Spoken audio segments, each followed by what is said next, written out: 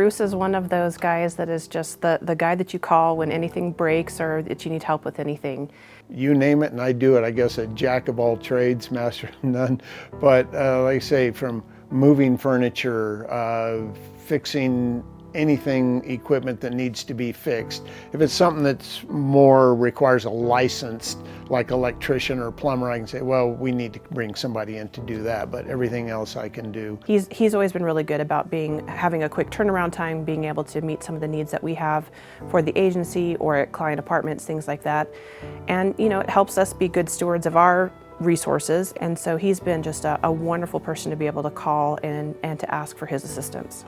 I got started working with New Mexico Dream Center about 2018, 2019 through our church, New City Church. Shelley Rep, who's the director of New Mexico Dream Center, started attending our church, and my wife Christy and I started coming Friday evenings to help with at-risk youth and the drop-in center at the harbor here with meals and things like that. We were doing that on Friday nights. I first met Bruce, I think, at a golf tournament where he was helping, schlep things around, getting it ready for setup, and then helping man tables. And then in the weeks after that, witnessed him doing a ton of other things, everything from fixing bicycles to scooters and helping hang Ring cameras, helping with some of the things that had gone wrong at client apartments. And so we know Bruce around here as the guy that you call when things go wrong.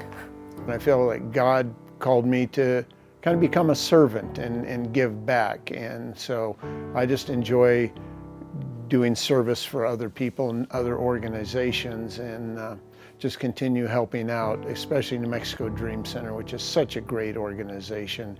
So Mr. Bell's Fix-It Shop, and it's a story about a guy who fixes all the things in the community, the toasters and the bikes and this, that, and the other thing. And so there's a character in the book, a little girl who her doll gets damaged and she's just devastated by it. And he stays late at work and he fixes the doll. And so the sign that had been up in the window previous to the doll incident was, "I fix everything except broken hearts." And then so through the course of the story, she then encourages him to change the sign to say, "I fix everything, even broken hearts." And so I think about the clients that we serve, that we serve really traumatized people here.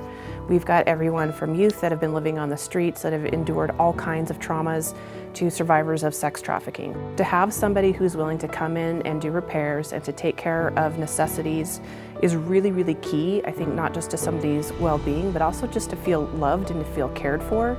And so to have a volunteer who's willing to step in that capacity really is an emotional healing, not just a healing of the physical thing, whatever it is that's broken. You can volunteer so many different places in town. There's through a church or different organizations, through the city, of all the programs that the city of Albuquerque has. There's so many ways to volunteer. Just don't be afraid to get out there, and you don't have to volunteer 40 hours a week. Sometimes I think I do. I keep myself very busy, but you could do an hour a week or a couple hours a week and make a difference in other people's lives.